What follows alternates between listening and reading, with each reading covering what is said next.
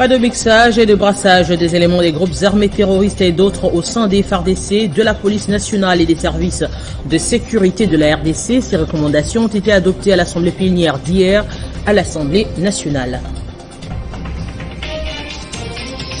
La journaliste Sonia Rollet a regagné Paris hier soir accompagnée par les services de migration. Elle ne détenait pas des documents la permettant de résider en RDC et non, elle n'a nullement été agressée par les services de migration de la République démocratique du Congo. Le Rwanda serait-il en train d'être lâché par les Occidentaux? Du moins, les autorités rwandaises sont mises en cause dans une enquête publiée par le consortium de journalistes afin de poursuivre des dissidents politiques à l'étranger.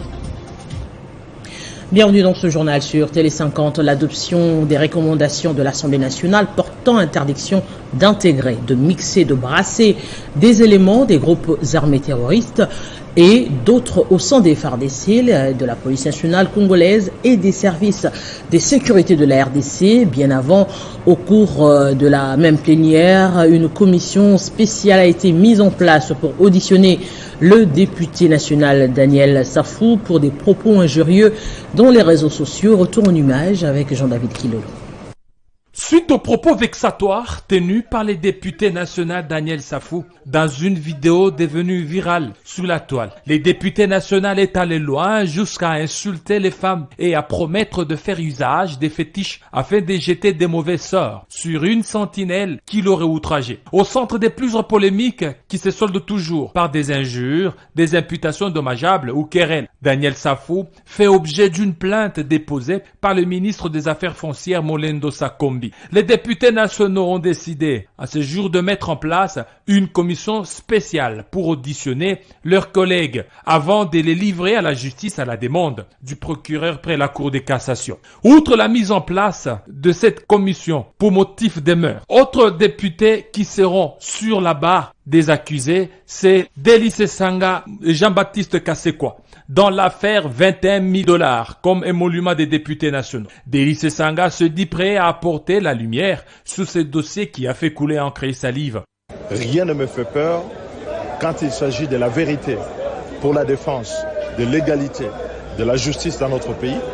Je vais déférer à cette commission, j'apporterai les éléments de preuve, j'espère qu'ils auront le courage de pouvoir en faire rapport à notre peuple qui attend que la vérité lui soit dite, que la transparence soit de mise en ce qui concerne non seulement la rémunération des animateurs des institutions politiques, mais aussi une égalité et une justice.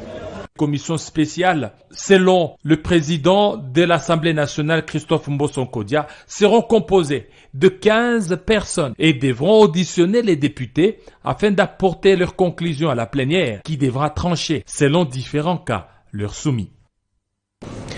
Au Sénat, après les vacances parlementaires, place à la restitution des sénateurs et de leurs activités durant cette période de repos. Cela se fait dans la salle Kivu, au Palais du Peuple.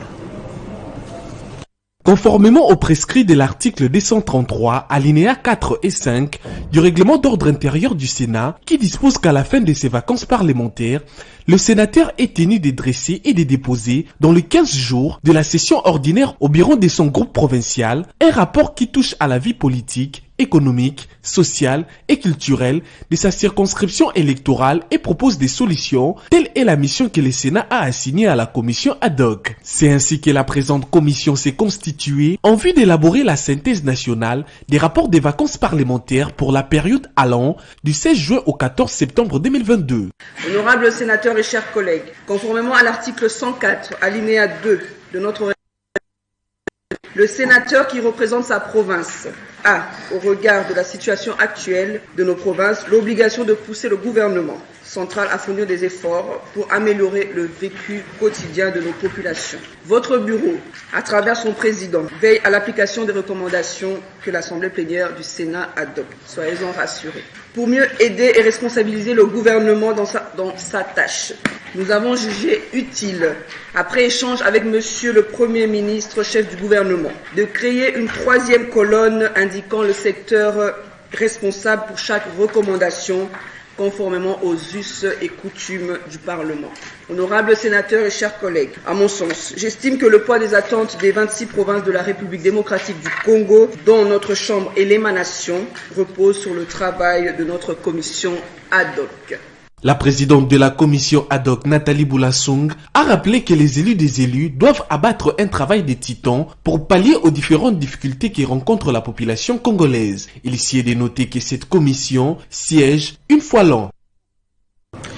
Parlons du processus électoral en RDC. Le président de la Commission électorale nationale indépendante séjourne à Séoul, en Corée du Sud, dans le cadre d'une visite d'inspection de la production à grande échelle des kits d'identification et d'enrôlement des électeurs. Sur place, il a tenu une séance de travail avec le directeur général de l'entreprise Miro System.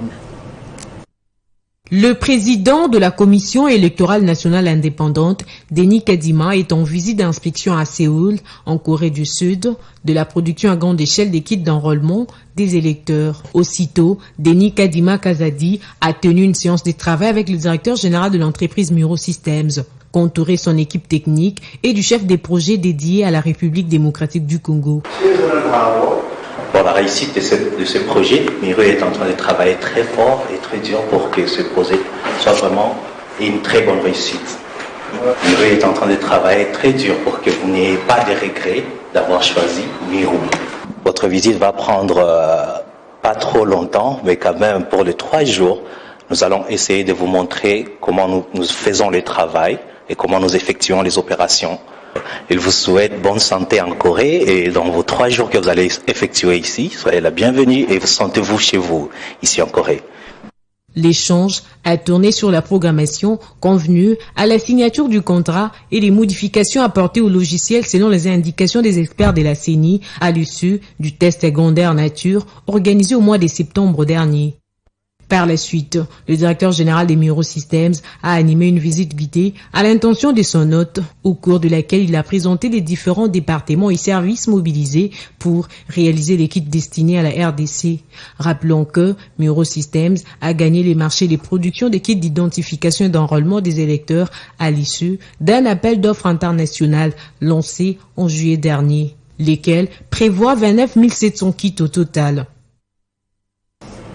Le président du parti politique Ensemble pour la République, Moïse Katumbi, a répondu à l'appel du chef de l'État autour de la mobilisation générale de toutes les forces sociopolitiques derrière les forces armées de la République démocratique du Congo engagées à la défense de l'intégrité territoriale menacée par une agression rwandaise derrière le mouvement terroriste du M23 dans la province du Nord-Kivu.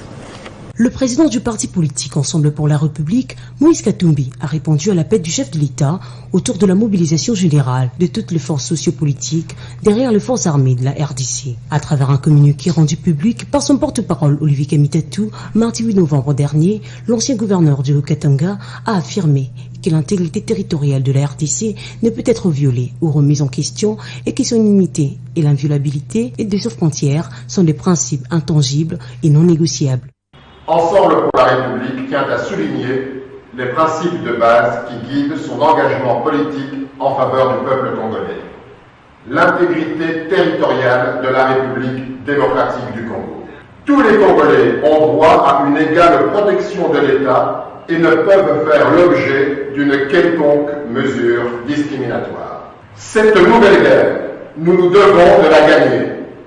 Pour ce faire, il importe sur le plan militaire, doter les soldats qui sont déployés au front des moyens dignes en comparaison de ceux qui sont alloués aux institutions. Nos forces armées doivent se sentir soutenues, encadrées, motivées et bien payées. Mobiliser les moyens financiers pour soigner nos blessés et soutenir les veuves et les orphelins dont la situation de précarité actuelle est un élément de démotivation de nos troupes au front. Éviter de recourir aux troupes étrangères dont les gouvernements sont accusés ou soupçonnés de prêter main forte aux rebelles et autres groupes armés. Assurer la tenue des élections régulières, transparentes, inclusives, dans le respect de la Constitution, pour garantir une légitimité incontestable aux dirigeants élus. Par ailleurs, en ce qui concerne la coalition nationale, Moïse Katumbi et sa formation politique ont appelé à sanctionner sévèrement tout discours de discrimination ethnique et d'intolérance contre les opinions politiques divergentes. Agression rwandaise toujours, les étudiants de la ville de Kisangani se mobilisent contre la balkanisation de la RDC, les massacres innombrables des Congolais et le pillage des ressources. Au cours de leur marche de colère, ils ont déclaré être prêts à mourir pour la cause du Congo et sur un cercueil où ils ont transporté l'effigie du président rwandais. Toujours ce matin, ils exigent la rupture avec les États-Unis d'Amérique qu'ils accusent d'être derrière les agresseurs.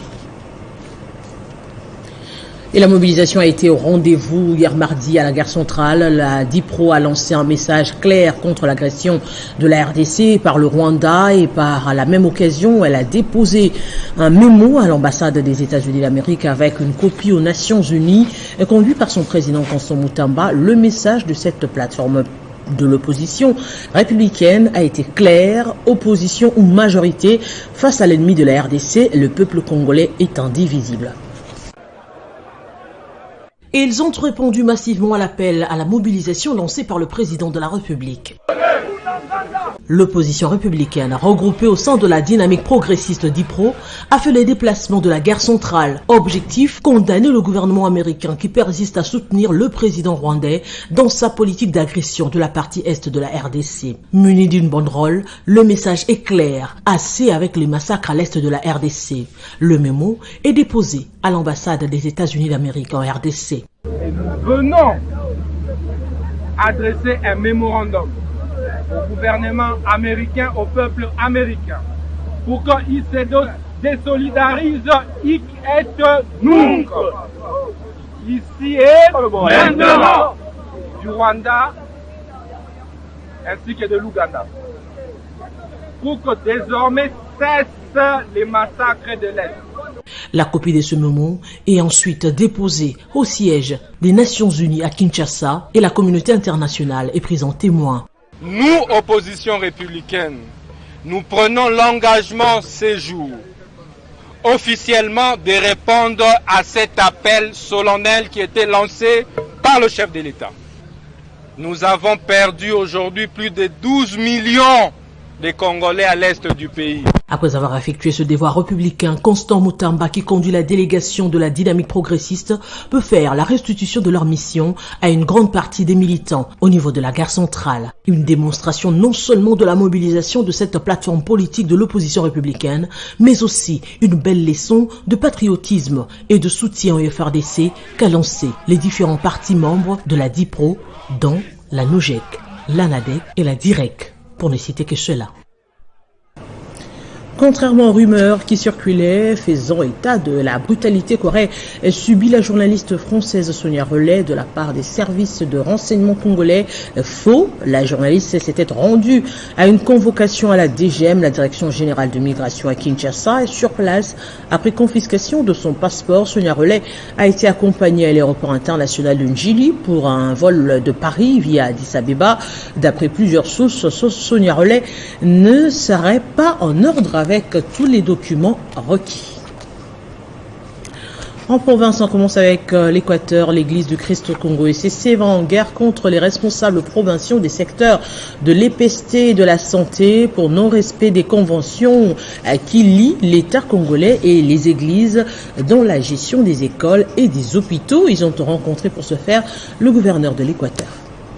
C'est ce que justifie l'essentiel de l'audience que le gouverneur Bobo Boloko Bolumbu a accordé ce jour aux représentants légaux des communautés de l'église du Christ au Congo ECC, province de l'Équateur, dans sa résidence officielle en Bandaka. Au sortir de cette audience, Monseigneur Ilonga, vice-président du synode provincial de l'ECC Grand Équateur, a déclaré ce qui suit.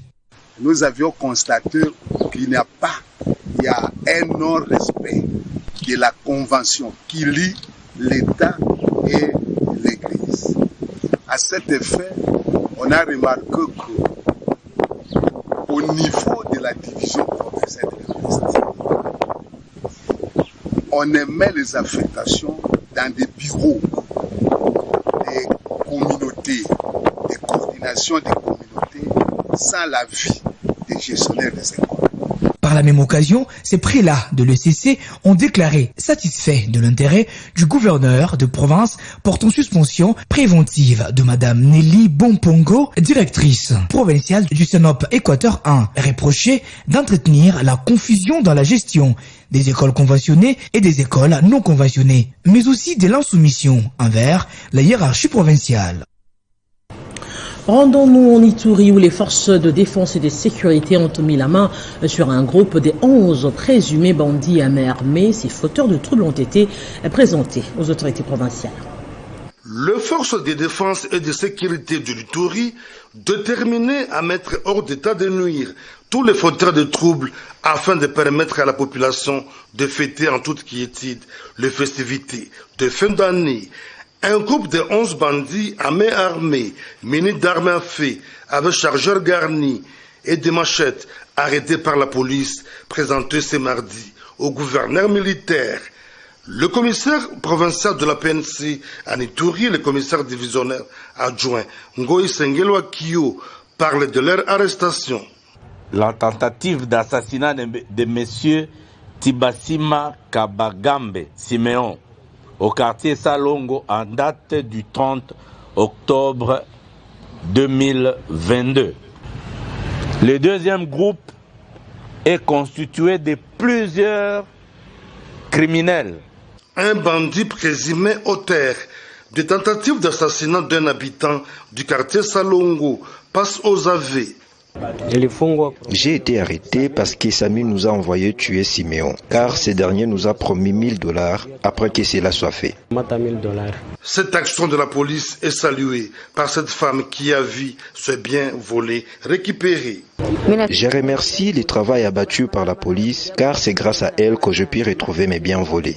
Au gouverneur militaire de l'Ituri, le lieutenant général Lubuya Nkashima Johnny, d'encourager le travail abattu par la police avant de réaffirmer la détermination de l'administration militaire à lutter contre l'insécurité dans la ville de Bunia et ses environs. Nos policiers, nos militaires travaillent jour et nuit, qu'il pleuve, qu'il vente, qu'il neige. Rencontre entre la gouverneure de la province du Olomami, Isabelle Kalenga, et une délégation du Fonds des Nations Unies pour l'enfance. L'objectif de cette rencontre est de faire la revue annuelle sur la coopération entre la République démocratique du Congo et l'UNICEF. Et c'est une délégation du Fonds des Nations Unies pour l'enfance qui est arrivée dans la province du Olomami. Conduite par Julie Farand, le ministre provincial du plan Samuel Yumba a salué une mission salvatrice à la femme et l'enfant dans plusieurs domaines. L'UNICEF, c'est un partenaire privilégié dans l'encadrement de l'enfant et de la femme dans le domaine de la santé, de l'éducation et aussi de l'assainissement. Voilà pourquoi ils ont été félicités et même encouragés par l'autorité de la province. Julie Farand, chef de bureau de l'UNICEF qui est à la tête de cette délégation, a lancé un message d'encouragement et d'espoir aux enfants congolais. Je lance un message à l'égard des enfants, un message à l'égard des adultes. Nous, les adultes, on a presque fini notre vie sur Terre, donc c'est bientôt aux petits jeunes qui poussent de sortir. Et il faut leur donner le meilleur, il faut leur donner, je dis toujours, c'est pas des soins de santé, c'est pas de l'éducation, c'est de l'amour dont on a besoin. La patronne de la province du Olomami, Isabelle Kalenga Mushimbi, a promis soutien et accompagnement à cette délégation pour les succès de leur mission dans sa province. Et après plus de 50 ans d'existence, l'Institut Kitudo Dinga dans la province du Congo revêt une nouvelle robe grâce à son ancien élève initiateur de la force du nombre et au cadre de l'Alliance des Congolais Unis ACP, Jean-Goy Vouzi. C'est accompagné de son épouse, Madame Angèle Simbangoy, des membres de la coordination de la force du nombre et des hauts cadres de l'ACP que ce digne fils du Congo a été chaleureusement accueilli et porté sur un chipoy samedi 5 novembre, 33 ans après avoir quitté ces secteurs. Ce que je peux demander à tout un chacun, à chacune de nous, d'entre nous, que chacun puisse apporter sa pierre à la construction de cet édifice. Nous venons de faire déjà un pas. Voilà les conditions dans lesquelles se trouvent les salles de classe et l'internat n'existe plus. Alors nous devons contribuer pour redorer vraiment l'image de cet institut qui a formé beaucoup de gens qui sont devenus aujourd'hui des grands cadres dans ce pays. Abandonnée à son triste sort, cette vieille institution scolaire a enfin un nouveau bâtiment abritant 4 bureaux administratifs et une salle de réunion construite et équipée aux normes. Très touché par ce geste, le préfet de cet établissement a rendu un vibrant hommage à Jean Goïvouzi. Votre geste est le premier coup de feu qui éveille et fait sursauter ceux qui dorment encore. Et pour cela, vient recevoir nos sincères remerciements et que l'Éternel désormais vous assiste et vous accompagne dans la réalisation de vos multiples projets. Avant son retour le dimanche, Jean Goïvouzi a visité l'hôpital général de référence de Dinga où il a payé les frais de tous les patients. Respectueux de son identité chrétienne, l'argentier de la ville de Kinshasa a pris part à la messe, une façon pour lui de recommander entre les mains du Très-Haut son voyage. Quittant Dinga pour Kinshasa, Jean Goïvouzi a procédé à l'implantation de l'Alliance des Congolais Patriotes, ACP. En titre, les autorités rwandaises sont mises en cause dans une enquête publiée par le consortium des journalistes afin de poursuivre des dissidents politiques à l'étranger. Le Rwanda aurait fourni des faux renseignements aux États-Unis d'Amérique ainsi qu'à Interpol dans le but de traquer les opposants, selon le rapport des enquêtes menées par les différents journalistes.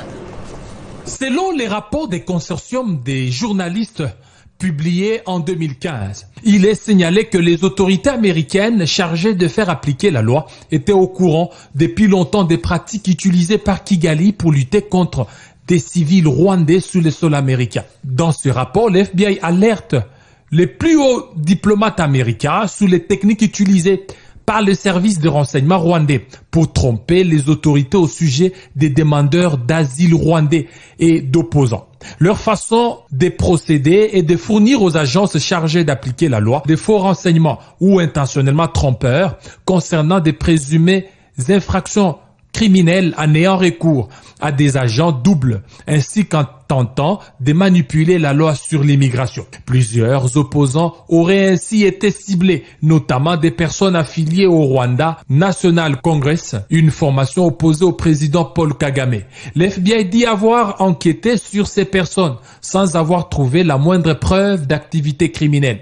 Or, assure les rapports, ces enquêtes ont été systématiquement entravées par des services de renseignement rwandais. L'agence fédérale américaine accuse également le gouvernement rwandais d'avoir tenté de manipuler l'Interpol et son système de notices rouges. Dans son enquête, le consortium révèle ainsi qu'Interpol a récemment révoqué un mandat d'arrêt émis contre Eugène Richard Gassana, un ancien soutien de Paul Kagame, aujourd'hui en dissidence. Un mandat d'arrêt a été révoqué en raison d'une dimension politique prédominante. Par ces rapports, il est clair que toutes les manigances rwandaises sont en train d'être mises au clair.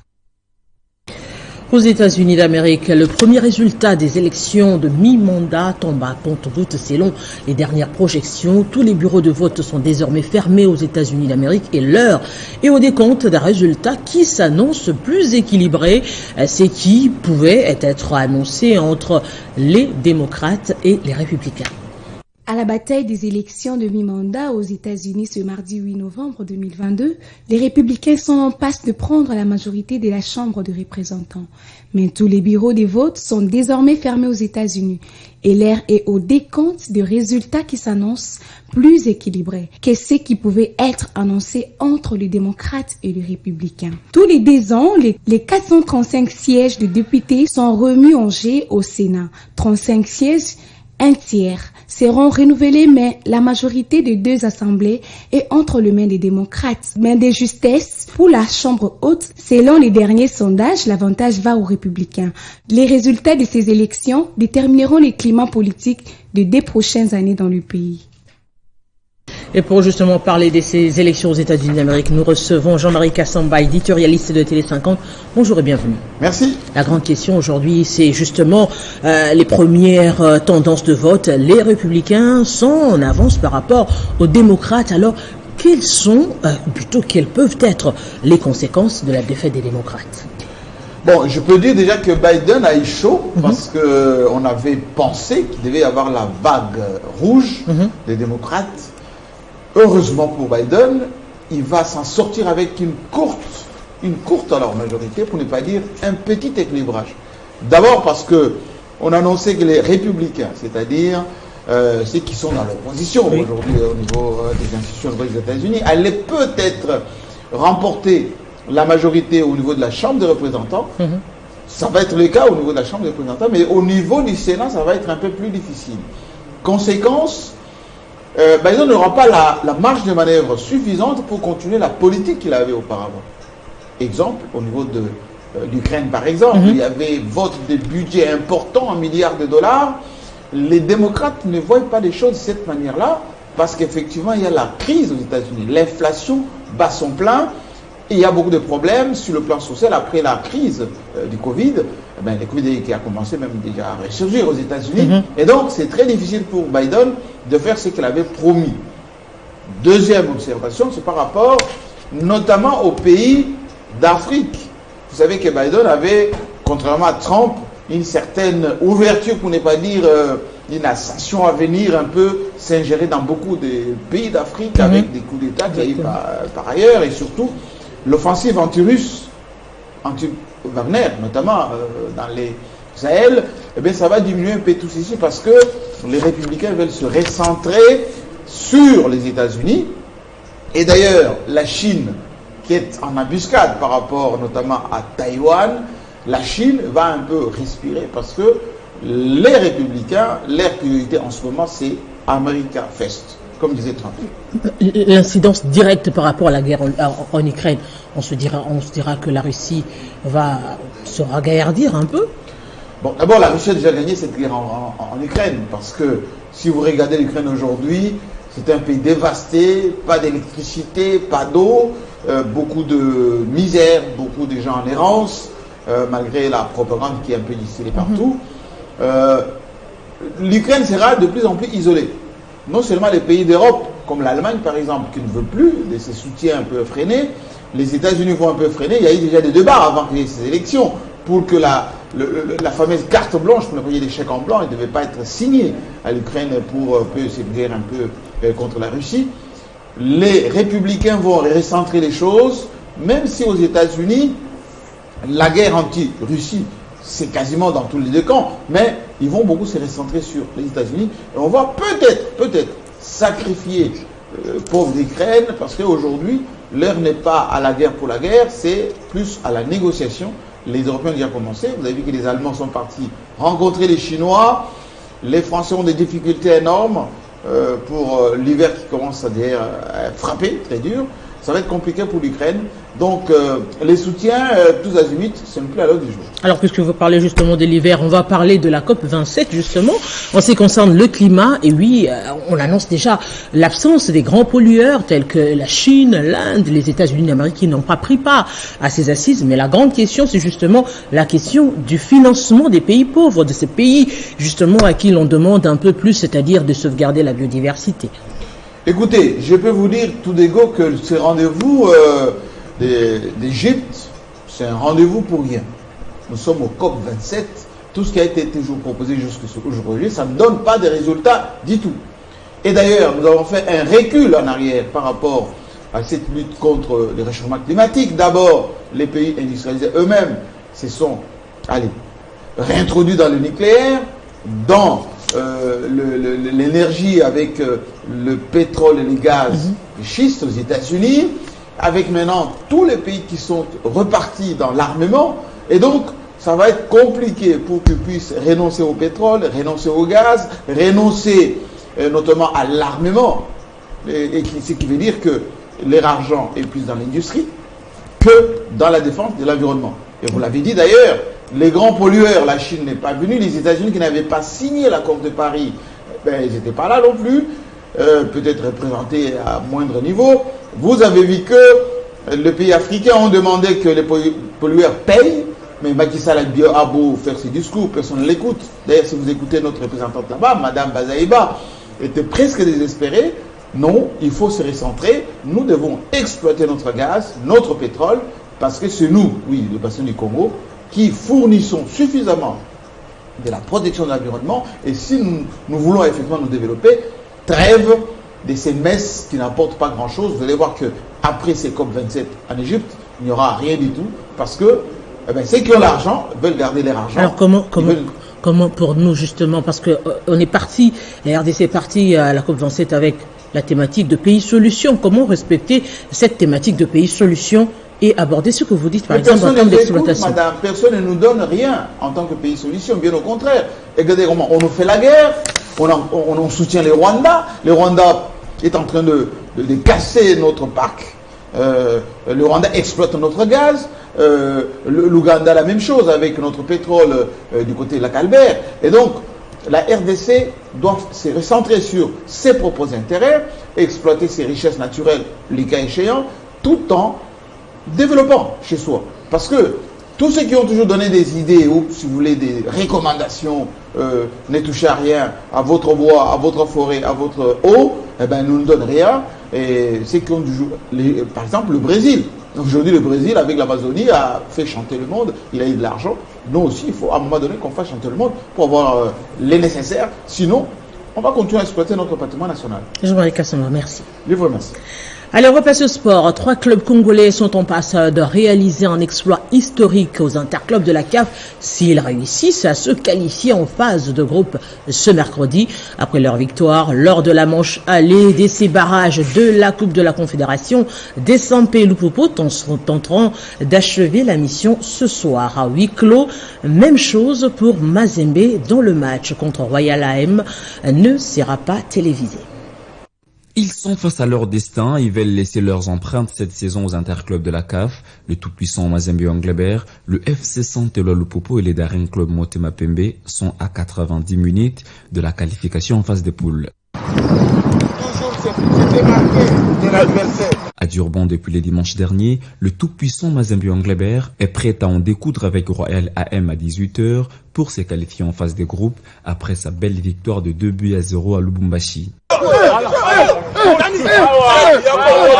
À Kinshasa, le décor est déjà planté pour 2 clubs qui vont jouer au stade de Martyrs de la Pentecôte. Le FC Santelwa Lupopo est prêt à laisser sa peau cet après-midi pour obtenir aussi son ticket après avoir renversé Rail Club Kadiogo au Bénin. Ce serait un événement pour le Popo. Ça fait plus de 16 ans que le Popo ne s'est jamais qualifié pour la phase de poule, mais cette année, tout montre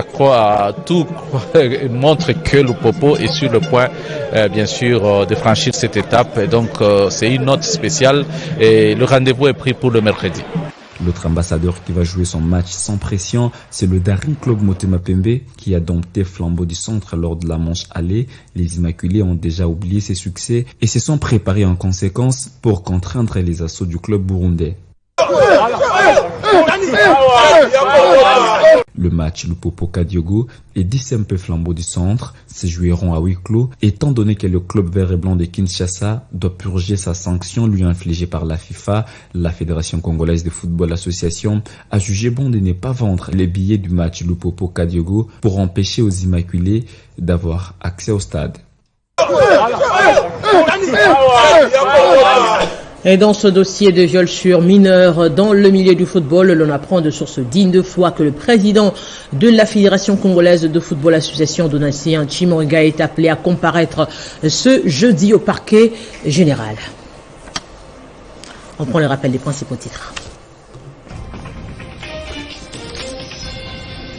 Pas de mixage et de brassage des éléments des groupes armés terroristes et autres au sein des FARDC, de la police nationale et des services de sécurité de la RDC. Ces recommandations ont été adoptées à l'Assemblée plénière d'hier à l'Assemblée nationale. La journaliste Sonia Rollet a regagné Paris hier soir accompagnée par les services de migration. Elle ne détenait pas des documents la permettant de résider en RDC et non, elle n'a nullement été agressée par les services de migration de la République.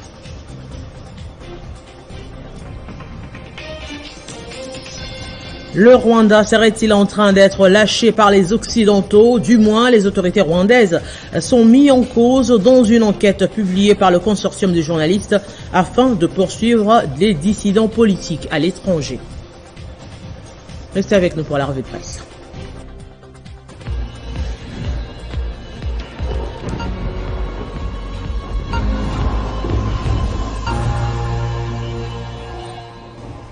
Les titres de ce mercredi avec Christian Kalonji, à qui j'ai dit bonjour et bienvenue.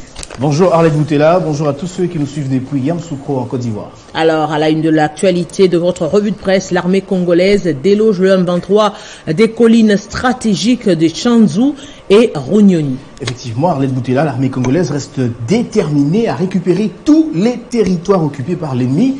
Eh bien, le M23, soutenu par le Rwanda, en ont eu pour leur compte, Arlette Boutella, selon opinioninfo.cd, les forces armées de la République démocratique du Congo ont réussi à déloger les rebelles du M23 des deux collines stratégiques de Tchanzu et Runyoni dans la province du Nord Kivu.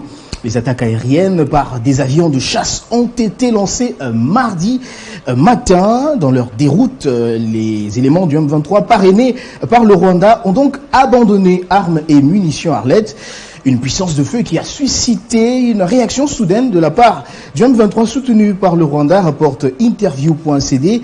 Les groupes terroristes qui étaient quasiment en perte de vitesse par les frappes aériennes dans les zones qu'ils occupent dans le territoire de Rutshuru.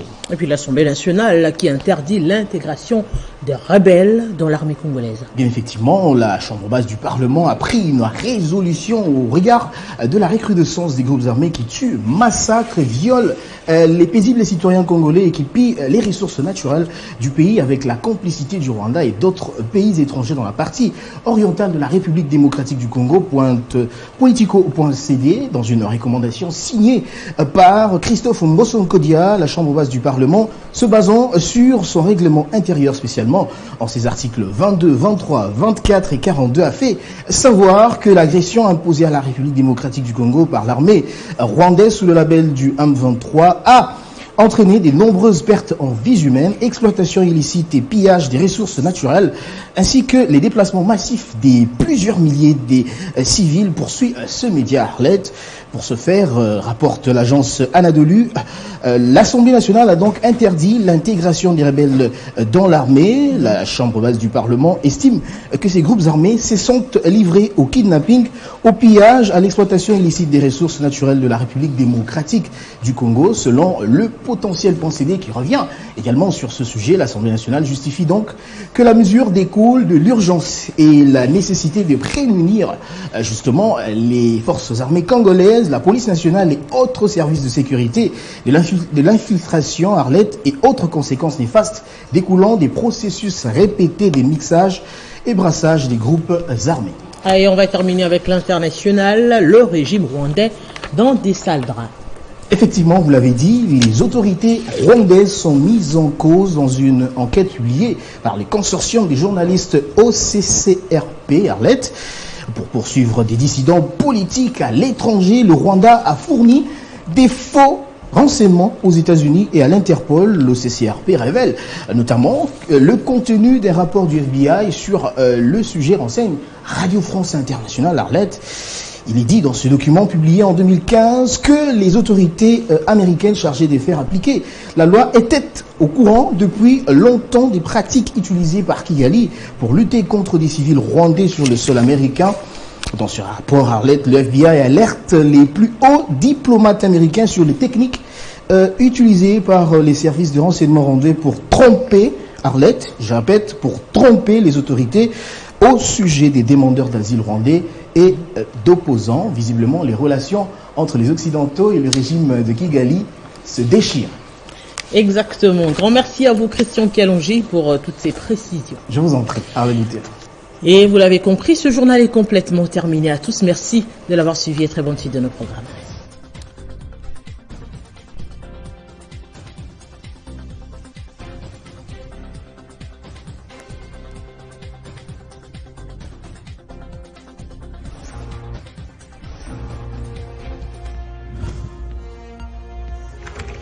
L'actualité reste incontinue.